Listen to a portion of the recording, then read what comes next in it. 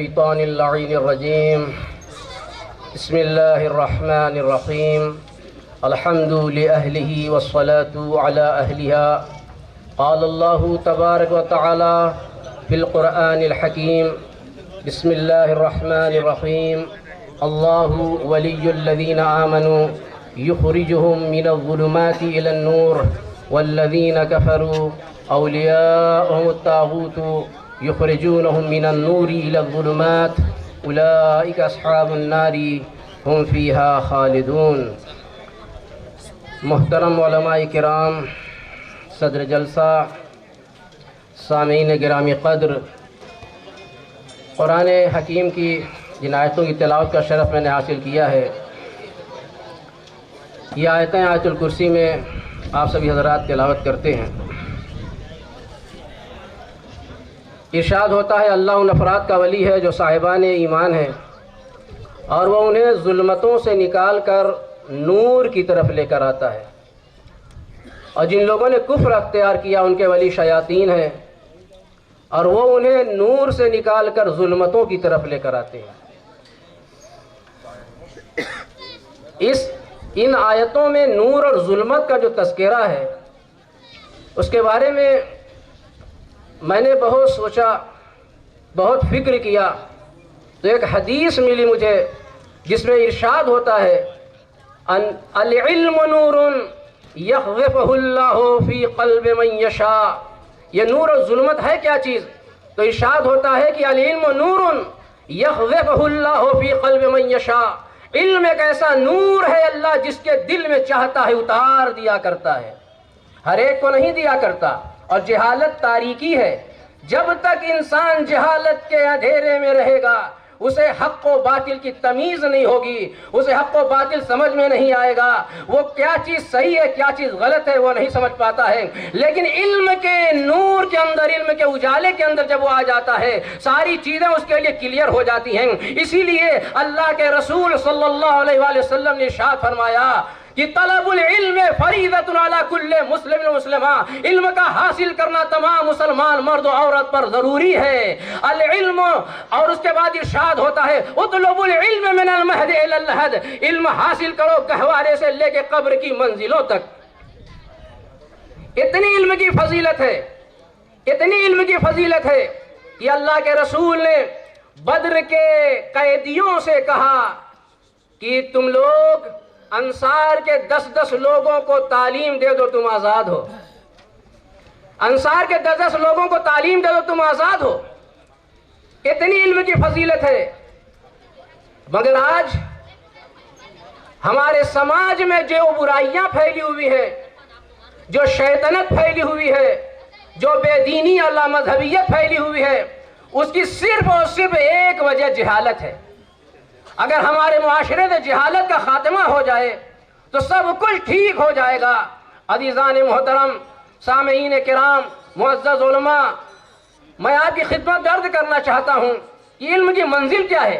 ایک شخص 40 سال کی عمر میں پڑھنے کے لیے چلا تو لوگ ہنسنے لگے 40 سال ایسے ہی آپ چلے پڑھنے کے لیے؟ تو اس نے ان کو جواب یہ دیا تم ہنس کیوں رہے ہو؟ جب 40 سال میں جاہل رہا تو مجھے شرم نہیں آئی، اب تو میں علم کا نور لینے جا رہا ہوں تو مجھے شرم کیوں آئے گی؟ علم کا نور لینے جا رہا ہوں، شرم کیوں آئے گی؟ عزیزو، جب انسان جاہل رہتا ہے تو اسے ہر وہ چیز بہکاتی، ہر وہ شیطان بہکاتا ہے کہ یہ کرو وہ کرو، سماج میں تفرقہ ڈالو۔ عزیزان محترم، علم ہوتا ہے تو انسان سیدھے راہ پہ گامزن رہتا ہے، علم ہوتا ہے اسے پتا چلتا ہے کیا صحیح ہے کیا غلط ہے، علم ہوتا ہے تو انسان اتحاد و بھائی چارے کی تلقین کرتا ہے، سماج میں ایک دوسرے کے ساتھ مل کر رہنے کی وصیت و نصیحت کرتا ہے۔ پیغمبر نے یہی فرمایا ہے کہ تم ایک ساتھ رہو، تم امت محمدیہ سب ایک ہو۔ عزیزان محترم، ہدیے کی اتحاد تو قرآن کو بھی پسند ہے اور اللہ کو بھی پسند ہے۔ اللہ نے کہا اے مسلمانوں نماز پڑھو، مسلمان نماز پڑھنے لگا، پھر اللہ نے کہا مسجدوں میں نماز پڑھو، مسجدیں بننے لگیں۔ لیکن اللہ کا اتحاد دیکھیے، مسجدیں بننے لگیں مگر مسجدوں کا نام بھی الگ الگ ہو گیا۔ جو ہے مسجد بنی ایک محلے کی، پتا چلا یہ شیعہ مسجد ہے، دوسری مسجد بنی پتا چلا یہ دیوبندی کی مسجد ہے، تیسری مسجد بنی پتا چلا یہ اہل حدیث کی مسجد ہے، چوتھی مسجد بنی پتا چلا یہ بریلوی کی مسجد ہے۔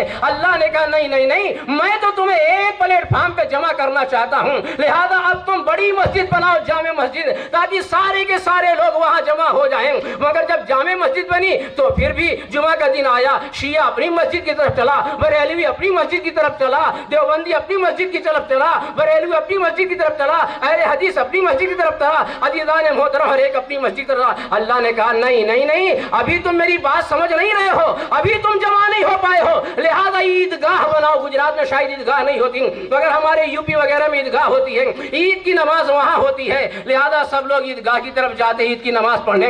लेकिन अल्लाह ने जब कहा ईदगाह बनाओ, ईद की नमाज वहाँ पढ़ो। फिर ईद का दिन आया, अमीर है अपने हिसाब से कपड़ा पहने हुए है, गरीब है अपने हिसाब से कपड़ा पहने हुए हैं, अब ईदगाह की तरफ जा रहे हैं, मगर हर एक का रुख अलग है। शिया ईदगाह अलग है, देवबंदी ईदगाह अलग है, अहले हदीस की ईदगाह अलग है, बरेलवी की ईदगाह अलग है। अज़ीज़ान मोहतरम इसी तरीके से लोग बटे रहे। अल्लाह ने कहा अभी भी तुम न मानोगे, मैं जो इत्तेहाद चाहता हूँ वैसा इत्तेहाद का मुज़ाहरा करके दिखाओ। अब तुम मेरे घर के पास आओ और तुम चाहे अपने भड़ के कितने, अपने घर के कितने बड़े तीसमार खान हो, इससे मुझे कोई मतलब नहीं, मगर जब मेरे घर पे आओ तो एक ही कपड़ा पहन के आना, हर एक का लिबास सफेद होना चाहिए, न सिला होना चाहिए, न रंगीन होना चाहिए। अब हर एक सफेद लिबास में जा रहा है, इसे एहराम कहा जाता है अज़ीज़ान मोहतरम। और उसके बाद वहां जाने के बाद कोई फर्क नहीं है, अफ्रीका से भी लोग वहां आ रहे हैं, ईरान से भी आ रहे हैं, इराक से भी आ रहे हैं, शाम से भी आ रहे हैं, हिंदुस्तान से भी आ रहे हैं। कोई नाटा है, कोई बड़ा है, कोई काला है, कोई गोरा है, कोई अमीर है, कोई गरीब है,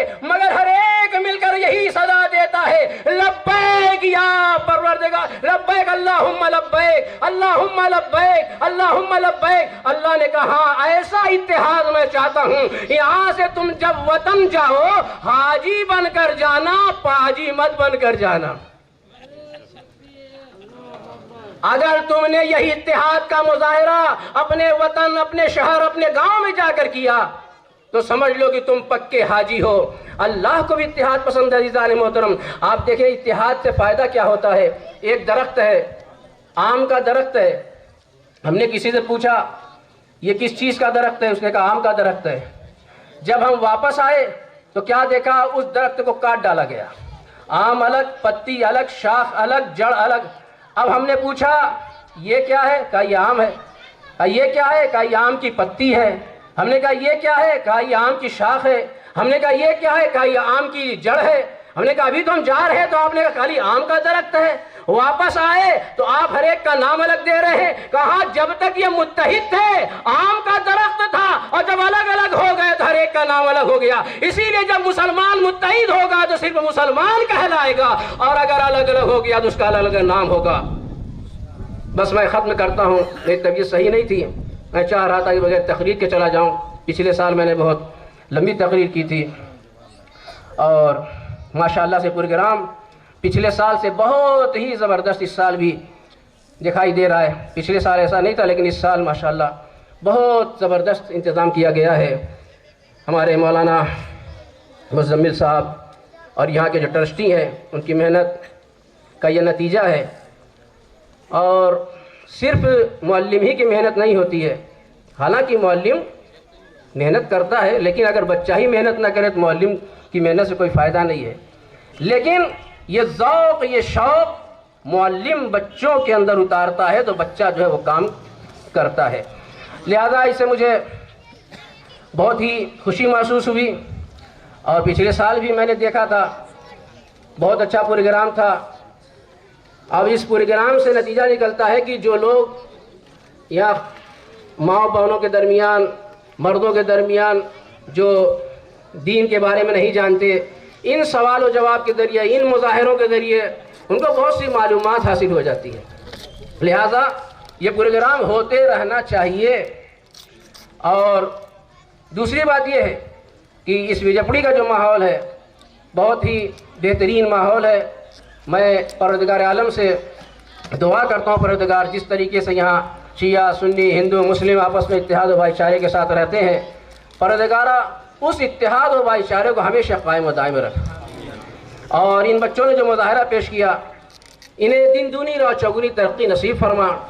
और इनके तैयार करने में जिन मुदर्रिसीन ने, जिन मुअल्लिमीन ने खिदमतें अंजाम दी हैं, जिन मुअल्लिमीन ने मेहनतें की हैं, پروردگارہ ان کی محنتوں کو اپنی بارگاہ میں قبول فرما، انہیں اور ترقی دے، توفیق دے، تاکہ آئندہ سال اس سے بہتر انداز میں جو اس پروگرام کو پیش کر سکیں۔ اور پھر آخری میں دعا کرتا ہوں رب کریم سے، پروردگارہ ہم سے جو بھی خطائیں غلطیاں ہوئی ہیں اسے معاف فرما دے، اور ہمارے تمام مسلمانوں کے درمیان اتحاد و بھائی چاروں، محبت و اخوت فضا کو ہمیشہ قائم و دائم رکھ۔ ربنا تقبل منا انک انت السمیع العلیم، بحق محمد و آلہ الطیبین الطاہرین۔